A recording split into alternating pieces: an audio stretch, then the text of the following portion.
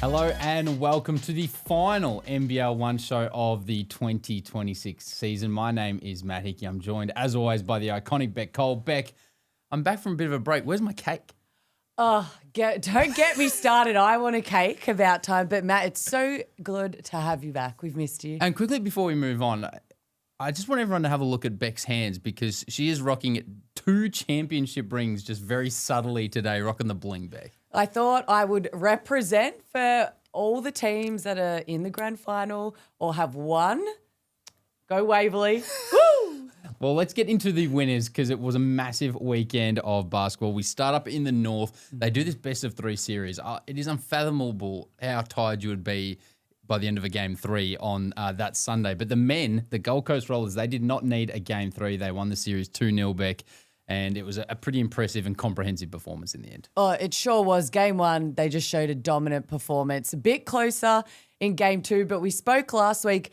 Did Ipswich play their grand final game against the Cairns men, who back then were undefeated? So for the Gold Coast, absolutely outstanding performance. And you see Preston Legasic there. He's just signed a 2-year deal with the New Zealand Breakers, so a massive performance. He was the MVP, put up big numbers, a bit of a triple-double watch throughout the NBL season if he gets some minutes as well. I know, cannot wait to see what he does. Again, we love the NBL1, then going to the next step of the NBL. The North Division, that did go to 3 games, and again, it is madness. But it was a very impressive win from the Mackay Meteorettes. They win 2-1 over the Townsville Flames, an incredible victory, especially considering all 3 games were played in Townsville.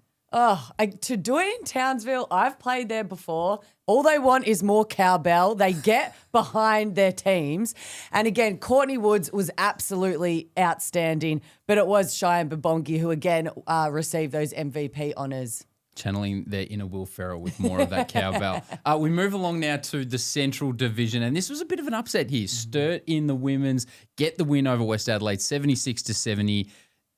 West Adelaide went 17-1 in the regular season. You can see the scenes here. It was a very impressive victory from Sturt. Oh, it was, and this was another game. I got 1 out of 6 correct with my tips, so don't follow my trend. But you can see how exciting the Sturt Sabres team were. Again, a tough performance down the stretch and so many outstanding plays, especially by their captain.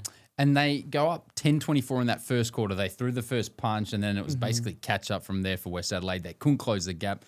It was the same deal in the men's grand final. Forestville, big first quarter, 23-9. They make up for, I think, what was a little bit disappointing for them last season. They were expecting to win last year. They had that stacked roster. They came stacked again, but they get the dub this time around. Only team that kept me in the game with my strong 1. But again, they were just outstanding all game.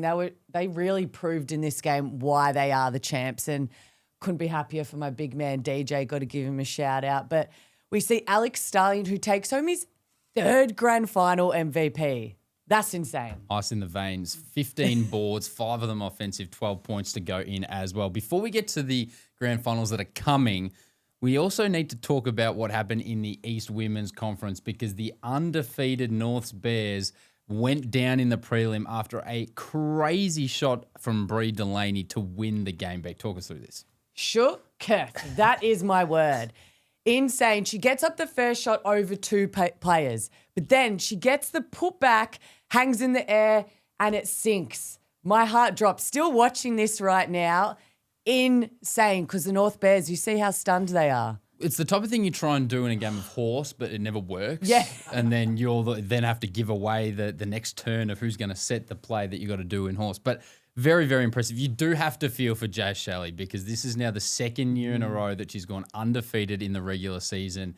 It was in the South last year with Geelong and hasn't won the chip. So our thoughts are with Jazz Shelley because that is a brutal way to bow out after a very impressive year from Norths. Oh, it is. I guess, what do we get told? It's character building. So you just got to stay strong mentally, learn from the mistakes and get on with it. Now, this is the final weekend of conference play. Of course, the National is not too far away, but these are the grand finals. coming up this weekend. You mentioned your Waverley Falcons, Beck. Very excited for them. And I think maybe a little bit of a surprise packet. I'm not sure many people had them as a grand final team coming in to this year. No, but I feel like we're a bit of an underdog team. I say we're like I'm still there. I did go cheer them on the last 2 weekends with my handy dandy pom-poms, but they've really just played some great team basketball. They've had some injuries. Carly Ernst, Big Mama, she's just come back in her second game from a baby. Captain Amelia Todd-Hunter's coming back from injury. So that I cannot wait to see because, again, out of here, there's 4 teams who are coming back to see if they can go back-to-back champs. Yeah, crazy. The big 4 really big teams over in the West competing as well, massive clubs. And then, of course, we can see if Manly will continue after that epic game winner in the Women's East. So let's move along now to Did You See That? And we're going to start off with Paige Bradley. This is a game winner in a prelim final, Beck. And they say the mid-range is dead, but why does everyone go to the mid-range for a game winner if it's dead? That's how I make my money is a mid-range game, okay? She was on a tear all game, and this was outstanding. First, a crossover, then hits him with the hezzy. And Maddie Ryan, she's got length, but again, she just had an absolute vet game, Paige did. Long live the mid-range jumper. That's all I can say. We move along to a name we've already mentioned, Preston Legasic. He was the grand final MVP. This one is to end the third quarter. He's going to the left corner, shooting it with his right to beat the buzzer. We had a friend there jump into the shot as well. Pretty impressive.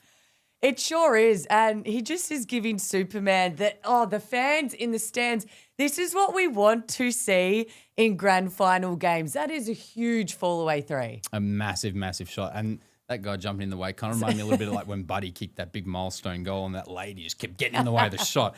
Anyway, we move along now to Isis Lopez. It wasn't meant to be for the Sandringham Sabres, but the separation she got on this step-back 3 is insane. But James Harden-esque.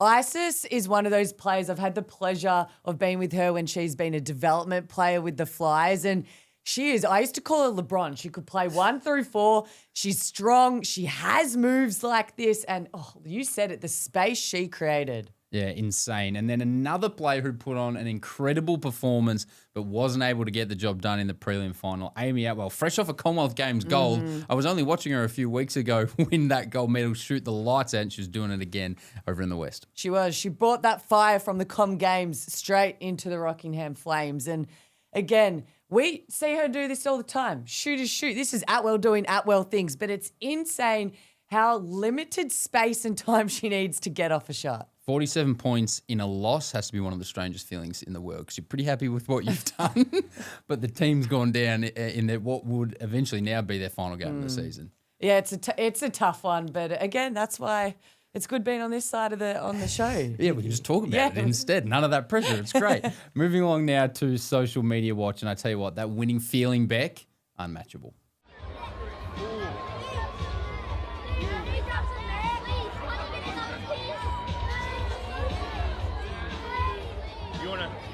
Someone take them. Thank you. Yeah! Let's go, baby!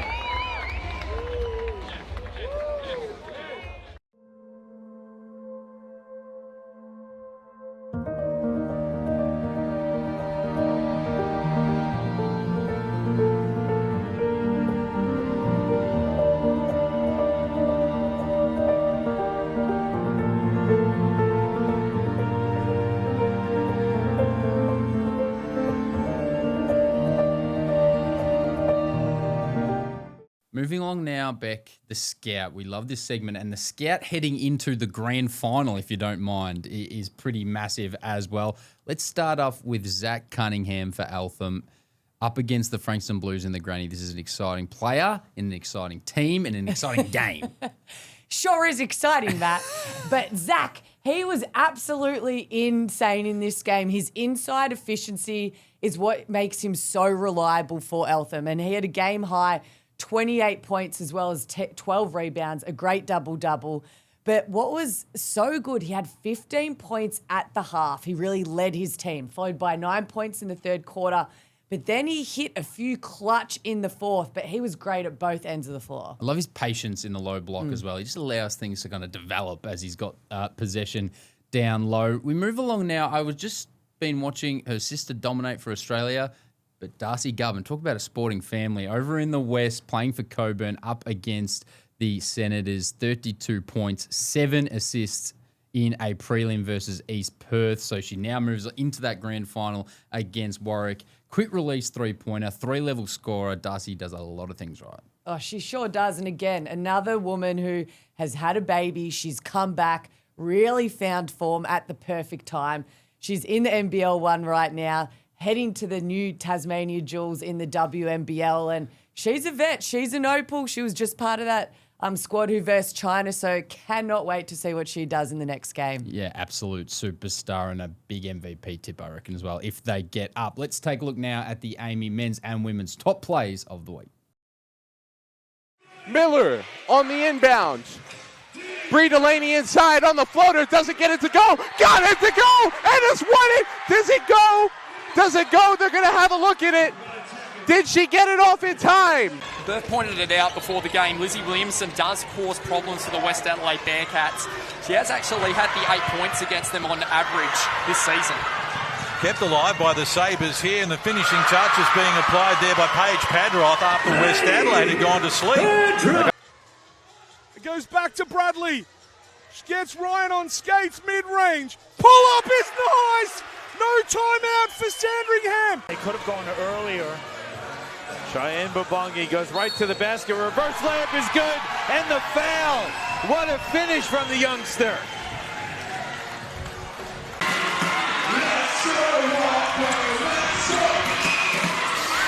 Outwell, a long three. Oh my God!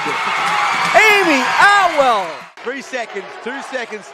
Legassic gets to his spot. Oh, and let's get. Oh! A foul and one. Contact on the play as there's a foul by Kane Bishop. Robertson. Spurgeon. Robertson. Moss stays right with him. Check that Mims. Great interior look. Oh my Birchfield goodness. with the block. Spurgeon went up. You're not going to be able to dribble for 14 seconds unopposed. There's the double. Jackson. Oh, round the back. Showtime Jackson. LaQuinton Ross on the finish. Good work from the veteran. 11-point lead. And skying upstairs, Greg Mays for the flush. We see it week in, week out. You just can't let Greg Mays get a fly at the rim. Shelley. Stanwick's almost lost it. He drives. Finds Jeremy Combs. Upwards he goes. So there you have it, Beck. Last show of the season. It's a bit of an odd feeling. I know it is. It's so sad. But Hickey and I will be at the NBL1 Nationals in Adelaide in person if you want a signature, or catch us on TV, so it's not The Last of Us. I'm going to have to practice my signature if that's the case. I know you've signed a lot. I have not signed many, so I'm going to have to get busy. What's your jersey number? 45. Okay, there you go. MJ for those deep cut knowledge for those people. If you get it, you get it. Beck, there's also an incredible team behind the scenes of this NBL1 show Sure who have is. specifically asked for a thank you before we recorded this segment. So we do have to thank them, Beck. They do great work. Oh, amazing work. And honestly, probably the best in the biz because they have to put up with us too. So a big round of applause for them. Very good. Very primary school round of applause. I quite like that. So there you have it. NBL1 show done for 2026. Good luck to all the teams this weekend in the grand finals. Good luck to those in the national finals. You'll see us lurking around. Beck Cole, brilliant 2026 season from you. MVP, I think. Oh, pleasure doing business with you.